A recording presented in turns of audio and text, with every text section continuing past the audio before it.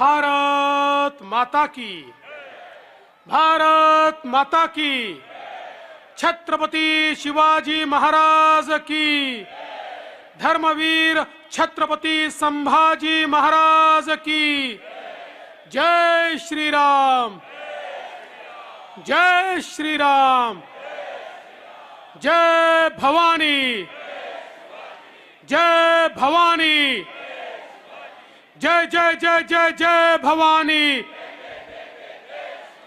जय जय जय जय जय शिवाजी। हिंदवी स्वराज्याचे सरसंस्थापक छत्रपती शिवरायांना मानाचा मुजरा करतो। भारतीय राज्य घटनेचे शिल्पकार भारतरत्न डॉक्टर बाबासाहेब आंबेडकर यांना मानवंदना अर्पित करतो।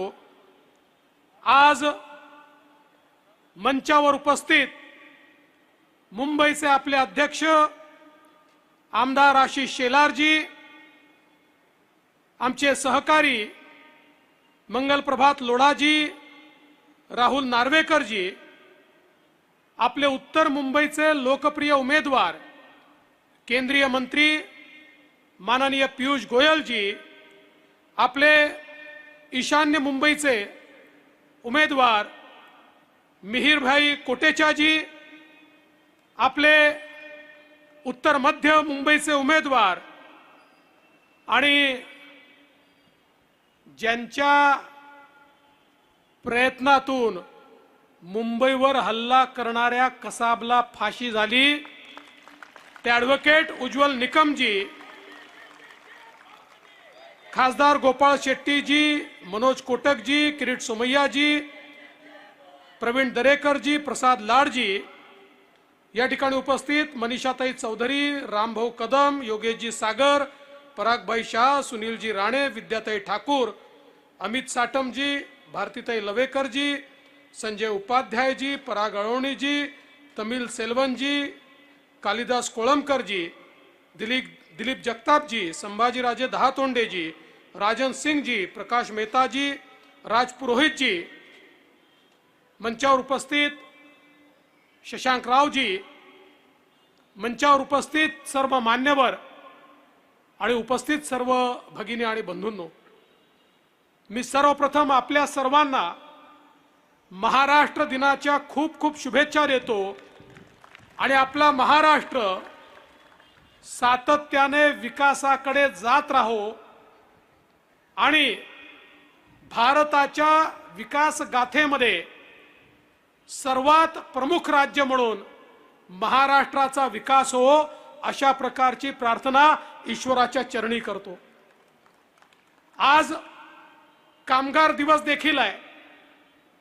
लोकशाहीर अण्णाभाऊ साठे म्हणायचे, पृथ्वी ही शेष नागाच्या शिरावर नाही तर ती कामगाराच्या तळहातावर आहे। अशा प्रकारे ज्यांनी तळहातावर ही पृथ्वी झेलली त्या सर्व कामगारांना कामगार दिनाच्या अतिशय मनपूर्वक शुभेच्छा देतो। बंधू भगिनींनो, आपल्या सर्वांकरता आजचा दिवस अभिमानाचा दिवस आहे।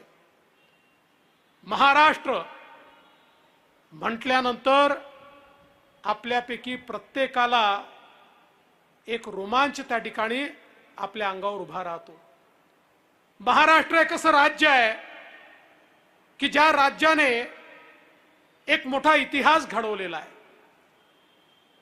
आपल्याला कल्पना आहे की ज्या काळामध्ये संपूर्ण देश पारतंत्र्यामध्ये मुघली आणि इतर परकीय आक्रांत्यांनी गुलाम बनवला होता, त्यावेळी याच महाराष्ट्राच्या मराठी मातीतून एक हुंकार उभा राहिला आणि आई जिजाऊंच्या आशीर्वादानं छत्रपती शिवरायांनी स्वराज्याची स्थापना केली आणि पहिल्यांदा संपूर्ण देशाला सांगितलं की आम्ही पारतंत्र्यात राहणार नाही। या ठिकाणी स्वतंत्र हिंदू पदपादशाही तयार करण्याचं काम हे छत्रपती शिवरायांनी केलं। छत्रपती शिवरायांनी केवळ या ठिकाणी हिंदू पदपादशाही तयार केली नाही तर पुढच्या अनेक पिढ्यांकरता त्यांच्या रक्तामध्ये स्वातंत्र्याचं बीजारोपण केलं आणि खऱ्या अर्थानं पुढच्या काळामध्ये या देशामध्ये परकीयांच्या विरुद्ध लढण्याची प्रवृत्ती आणि वृत्ती ही छत्रपती शिवाजी महाराजांनी तयार केली। या महाराष्ट्राने एकीकडे शौर्य दिलं आणि दुसरीकडे समाजामध्ये ज्या ज्या वेळी ऱ्हास आला, ज्या ज्या वेळी चुकीच्या परंपरांनी या समाजाला ग्रसित केलं, त्या त्या काळांमध्ये आपल्या समाजामध्ये सुधारणा करणारे जे सुधारक आहेत, महात्मा ज्योतिबा फुलेंसारखे, सावित्रीबाई फुले यांच्यासारखे एक सुधारकांची मांडियाळी आपल्याला पाहायला मिळते। ती या महाराष्ट्राचं भूषण आहे आणि म्हणून हेच महाराष्ट्राचं खऱ्या अर्थानं वेगळेपण आहे। आणि स्वातंत्र्यानंतर खरं म्हणजे आपल्याला कल्पना आहे की स्वातंत्र्याच्या लढ्यामध्ये महाराष्ट्राचं जे योगदान आहे हे योगदान कोणीच नाकारू शकत नाही। खऱ्या अर्थानं क्रांतीची ज्योत पेटवण्याचं काम देखील याच मराठी भूमीमध्ये त्या ठिकाणी झालं आणि स्वातंत्र्यामध्ये एक मोठा मोलाचा वाटा देखील महाराष्ट्राने केला। स्वातंत्र्यानंतर आपल्याला कल्पना आहे भाषावार प्रांत रचना झाली आणि त्यावेळी महाराष्ट्र तयार झाला। हा महाराष्ट्र तयार होत असताना काँग्रेसने कशा कशा प्रकारचा अन्याय केला हे आपल्याला आशिषजींनी आत्ताच सांगितलं। कशा प्रकारे त्या ठिकाणी अनेक लोकांना हुतात्मा करण्यात आलं। खरं म्हणजे आज त्या सगळ्या हुतात्म्यांना सलाम करताना, त्यांना आदरांजली अर्पित करताना ही जी काही प्रवृत्ती काँग्रेसची आहे ही प्रवृत्ती देखील आज आशिषजींनी आपल्या समोर आणली। पण काँग्रेसची प्रवृत्ती तर आपल्याला माहिती आहे, पण आशिषजी किती दुःखाची गोष्ट आहे बघा। हिंदू हृदय सम्राट शिवसेना प्रमुख वंदनीय बाळासाहेब ठाकरेंनी जाहीरपणे सांगितलं होतं की ज्या दिवशी काँग्रेस सोबत जाण्याची वेळ माझ्यावर येईल, माझं शिवसेना नावाचं दुकान हे मी बंद करून टाकील। आणि परवा त्यांच्या सुपुत्रांची प्रेस कॉन्फरन्स मी पाहत होतो, ते हसत हसत सांगत होते त्या ठिकाणी उत्तर मध्य मुंबईमधनं काँग्रेसच्या उमेदवारांना, आमच्या वर्षाताईला, वर्षाताई आता मी तुझा मतदार आहे, आता तुझ्या पंजाचं बटन दाबून मी काँग्रेसला मतदान करे। काय वाटलं असेल वंदनीय बाळासाहेबांच्या आत्म्याला।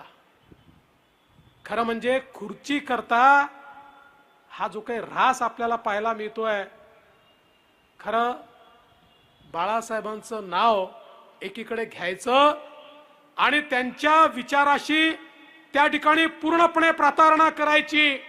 आज बंधू भगिनींनो लक्षात ठेवा, बाळासाहेबांच्या संपत्तीचे मालक उद्धव ठाकरे, आदित्य ठाकरे असतील, पण विचारांचे मालक एकनाथराव शिंदे आहेत, ते उद्धव ठाकरे नाही आहेत।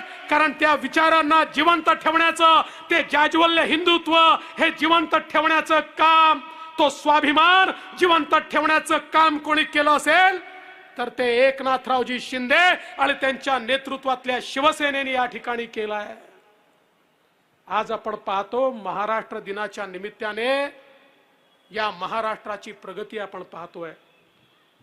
खऱ्या अर्थानं देशामध्ये भारताचं ग्रोथ इंजिन म्हणून या महाराष्ट्राने आपली प्रगती केली। आज महाराष्ट्र देशाच्या जीडीपीच्या 15% जीडीपी महाराष्ट्रात तयार होतो।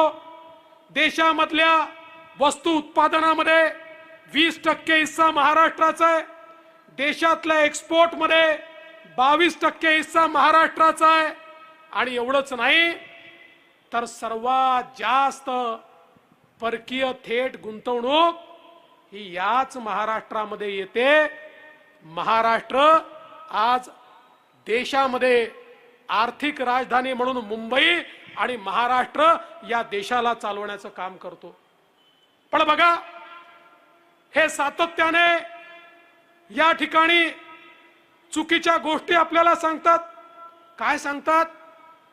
महाराष्ट्रातले उद्योग गुजरातला चालले, महाराष्ट्रातले उद्योग गुजरातला चालले.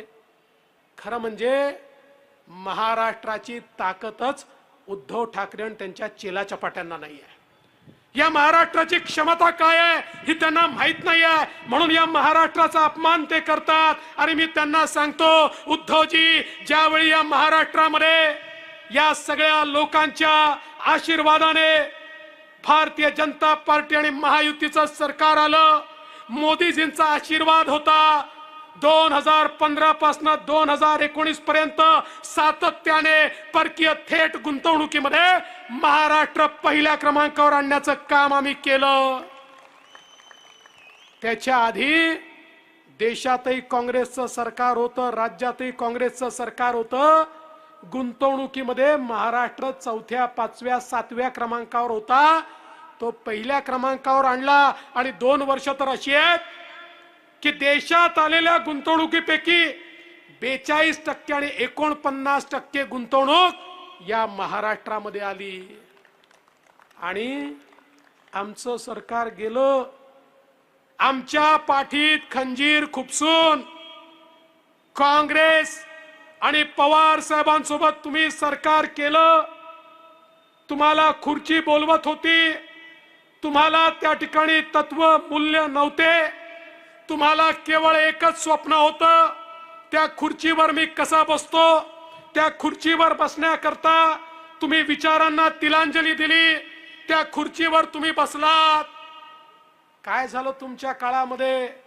अरे, जो पहिल्या क्रमांकावर महाराष्ट्र होता, तुम्ही मुख्यमंत्री झाले आणि कर्नाटक पहिल्या क्रमांकावर आला, गुजरात दुसऱ्या क्रमांकावर आला आणि महाराष्ट्र मागे गेला. त्याच्या पुढच्या वर्षी गुजरात पहिल्या क्रमांकावर आला, पुन्हा महाराष्ट्र मागे गेला. अरे मग तुम्ही मराठी अस्मिता सांगताना, तुम्ही महाराष्ट्राबद्दल बोलताना, मग तुमच्या मनगटात धमक का नव्हती की ज्या महाराष्ट्राला आम्ही पहिल्या क्रमांकावर आणलं होतं तो तुमच्या राज्यामध्ये मागे गेला?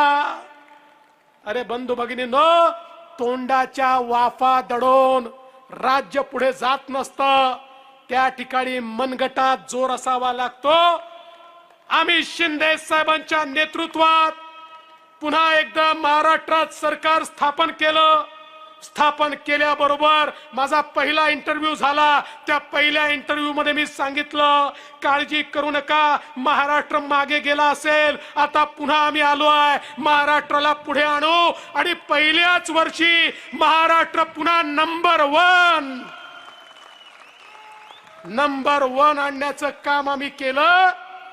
आणि या वर्षी पुन्हा माननीय पियुष गोयलजींचं मंत्रालयच त्या ठिकाणी सगळी आकडेवारी देते. मला सांगताना आनंद वाटतो, या वर्षी पुन्हा महाराष्ट्रच नंबर 1 आला. गुजरात असेल, कर्नाटक असेल, दिल्ली असेल, यांची एकत्रित बेरीज केली तरी त्यापेक्षा जास्त गुंतवणूक आम्ही महाराष्ट्रामध्ये आणली. कारण आम्ही छत्रपती शिवाजी महाराजांना मानणारे आहोत. महाराजांनी आम्हाला काय सांगायचं? रडायचं नाही, लढायचं. लढणारे आहोत, लढत लढत पुढे जाणारे आहोत. अरे तुम्ही 2.5-3 वर्ष त्या ठिकाणी होतात, केवळ रडत राहिलात, आमची गुंतवणूक चालली, आमची गुंतवणूक चालली. अरे कोण गुंतवणूक अशा राज्यामध्ये करेल ज्या राज्यामध्ये सत्तारूढ पक्ष षडयंत्र करतो आणि जो सगळ्यात मोठा इन्व्हेस्टर आहे त्याच्या घरासमोर तुमचेच पोलीस तुमचं षडयंत्र करून बॉम्ब ठेवतात? कोण तुमच्या राज्यामध्ये येणार आहे ज्या राज्यामध्ये 100 कोटी रुपयाचं वसुलीचं रॅकेट चालतं? त्या राज्यामध्ये कोण येणार आहे ज्या राज्याचे मुख्यमंत्री 2.5 वर्षात केवळ 2 वेळा मंत्रालयामध्ये जातात आणि केवळ फेसबुक लाईव्ह करतात आणि कोमट पाणी प्या म्हणतात? त्या राज्यामध्ये कोण जाणार आहे? बंधू भगिनींनो, तुमची नीती काय होती? माझं कुटुंब माझी जबाबदारी, इतर सगळ्यांची कुटुंब मोदींची जबाबदारी.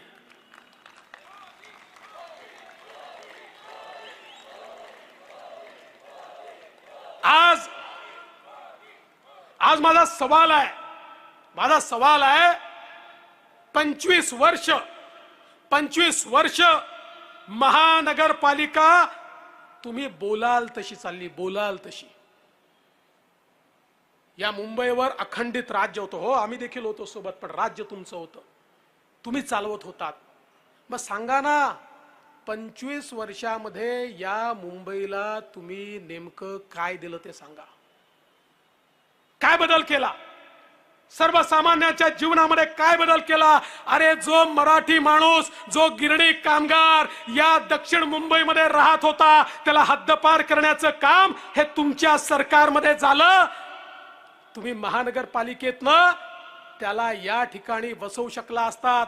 70 हजार कोटी रुपये बँकेच्या फिक्स डिपॉझिट मध्ये टाकले, पण त्या मराठी माणसाला घर देण्याकरता तुम्हाला त्या ठिकाणी निर्णय घेता आला नाही.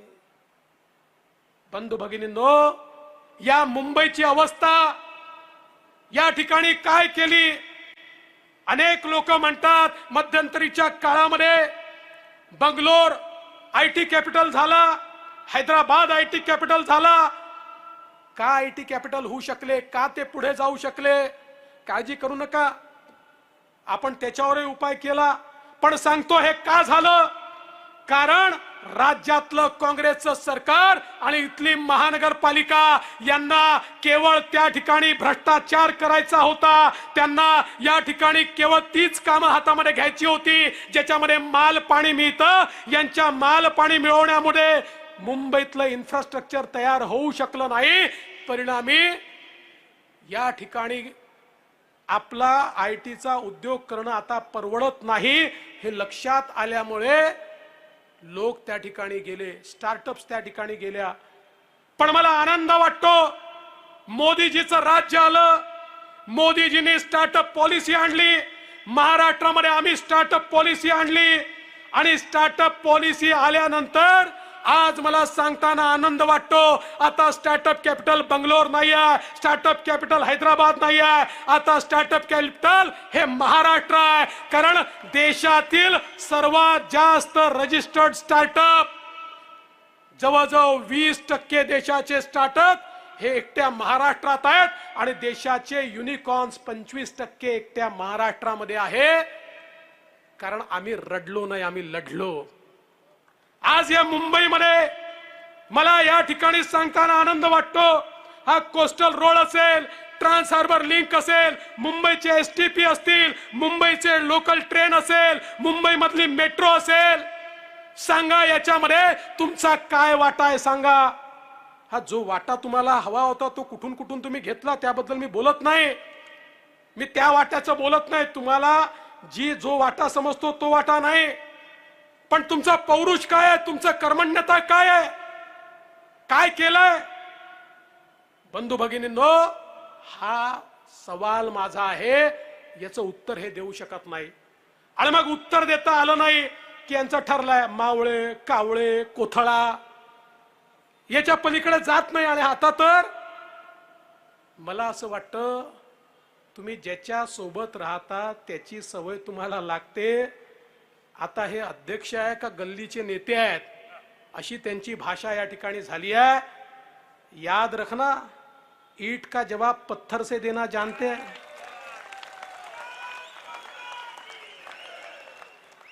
संयम ठेवलाय कारण आम्ही परिपक्व आहोत.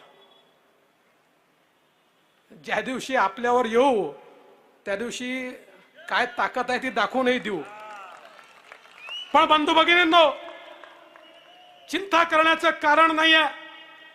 ही मुंबई मोदीजींवर प्रेम करते, मोदीजींवर. मुंबईचं प्रेम मोदीजींवर आहे. कारण आज हे सगळे प्रोजेक्ट जे मुंबईचे झाले, अरे मोदी सरकार नसतं तर हे होऊच शकले नसते. हा एअरपोर्ट नसता झाला, हा कोस्टल रोड नसता झाला, हे ट्रान्स हार्बर लिंक नसता झाला, या मेट्रो नसत्या झाल्या, हे एसटीपी नसते झाले, या ठिकाणी स्लमच्या पुनर्वसनाचे प्रोजेक्ट्स नसते झाले. बंधू भगिनींनो, मोदीजी होते म्हणून या सगळ्या गोष्टी आपण या ठिकाणी करू शकलो. आणि म्हणून आज या निवडणुकीच्या निमित्ताने मी तुम्हाला एवढीच विनंती करणार आहे, आपल्याला एक विकसित अशा प्रकारचा भारत तयार करायचा आहे आणि त्या विकसित भारताचं ग्रोथ इंजिन महाराष्ट्र आहे आणि महाराष्ट्रामध्ये आपलं मुंबई आहे।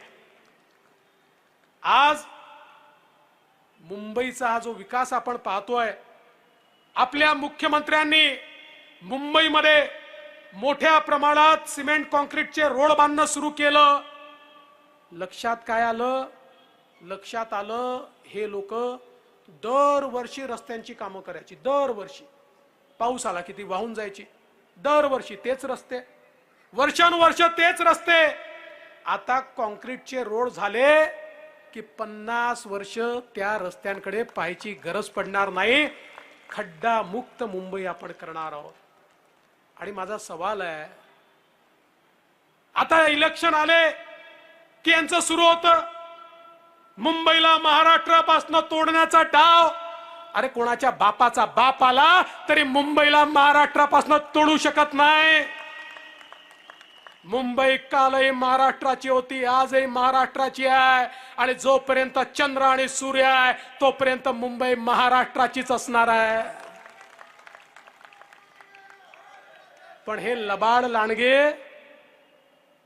हे कोल्हे, इलेक्शन आलं की कोल्हे कोई सुरू होते, यांचे डायलॉग बाजी सुरू होते। पण आता यांची डायलॉग बाजी यांचे लोक ऐकत नाही, त्यांनाही ती पचनी पडत नाही।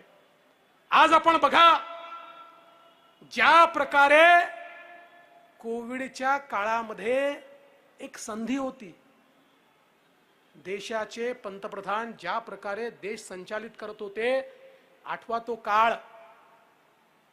आणि ज्यावेळेस मी या ठिकाणी बोलतो लसीच्या संदर्भात, मी सांगतो या ठिकाणी मोदीजींनी आपल्या शास्त्रज्ञांना रिसोर्सेस दिले, त्यांना रॉ मटेरियल दिलं, त्यांना पैसा दिला आणि लस तयार करून घेतली।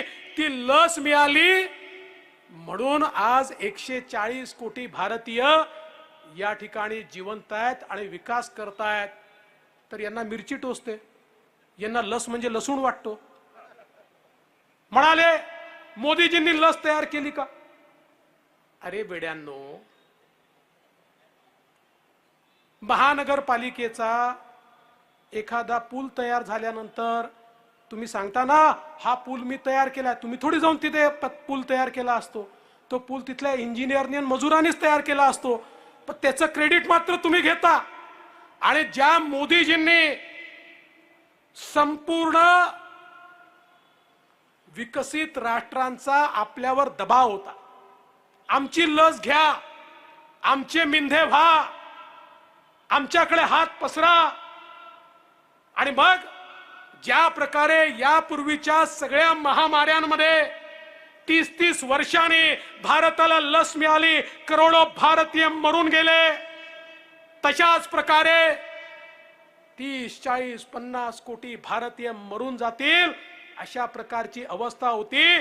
पण हा दबावाला मोदीजींनी झुगारलं, हा दबाव बाजूला केला आणि मोदीजींनी सांगितलं या देशात लस तयार होईल आणि जगाच्या पाठीवर 3-4 देश केवळ लस तयार करू शकले, त्या देशांमध्ये माझा भारत आहे, ज्या भारताने लस तयार केली।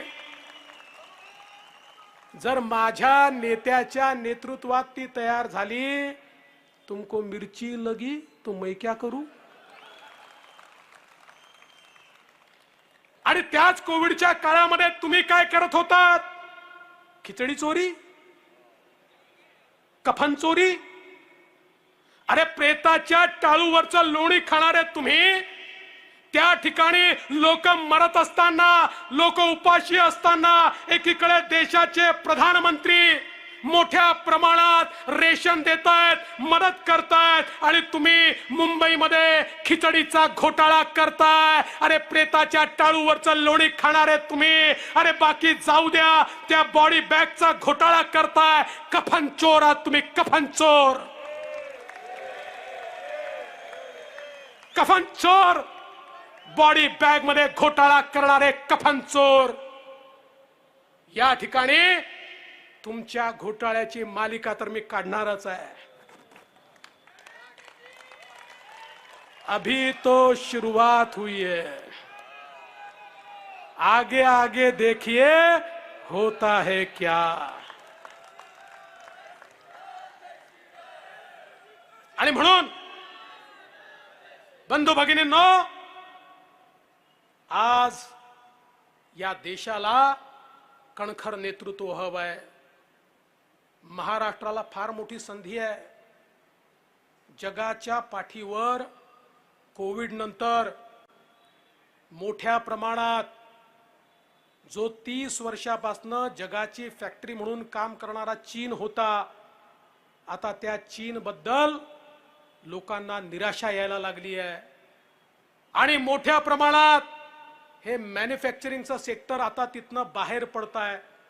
आणि बाहेर पडताना ते एकच गोष्ट पाहतात, कुठला देश आहे ज्या देशामध्ये मजबूत नेतृत्व आहे, कुठला देश आहे ज्या देशामध्ये स्टॅबिलिटी आहे, स्थिरता आहे, कुठला देश आहे ज्या देशामध्ये ट्रान्सपरन्सी आहे, पारदर्शिता आहे, कुठला देश आहे ज्या देशामध्ये कायद्याचं राज्य आहे, कुठला देश आहे ज्या देशामध्ये त्या ठिकाणी जो इन्व्हेस्टर आहे त्याला मोठ्या प्रमाणात मदत केली जाते. आणि जगाच्या पाठीवर त्यांना मोदीजींच्या नेतृत्वात भारत देश दिसतोय. या भारताकडे आज जग आकृष्ट होत आहे. आणि जग जेव्हा भारताकडे आकृष्ट होतं आणि मग भारतात कुठे जायचं विचार करतं, त्यावेळेस त्यांच्या लक्षात येतं भारतामध्ये देखील जर कुठलं राज्य हे इन्व्हेस्टर फ्रेंडली आहे तर ते महाराष्ट्र आहे. आणि म्हणून मोदीजींच्या नेतृत्वामध्ये प्रचंड अशा प्रकारची संधी आज आपल्याला प्राप्त होते आहे. आणि मला विश्वास आहे तिसऱ्यांदा मोदीजी देशाचे प्रधानमंत्री झाल्यानंतर आपला देश 5 ट्रिलियनची इकॉनॉमी होईल आणि आपला महाराष्ट्र 1 ट्रिलियनची इकॉनॉमी ही आम्ही त्यांच्या सोबत करू. आणि एवढंच नाही तर आमचा तर प्रयत्न आहे की पुढच्या काळामध्ये केवळ महाराष्ट्र नाही तर हे जे MMRचं रिजन आहे, या रिजन मध्ये क्षमता आहे, हे रिजन या ठिकाणी 1 ट्रिलियनचं होऊ शकतं. आज आमचं MMRचं रिजन हे डेटा सेंटर कॅपिटल झालाय. देशाची 65% डेटा सेंटरची कॅपॅसिटी आमच्या MMR रिजन मध्ये तयार झाली आहे. संधी भयानक मोठी आहे, अमाप अशा प्रकारची संधी आहे. आणि ही संधी आज आपल्या सर्वांना खुणावते आहे, पण त्याकरता खंबीर नेतृत्व हवं आहे. मला अतिशय आनंद आहे मुंबई सातत्याने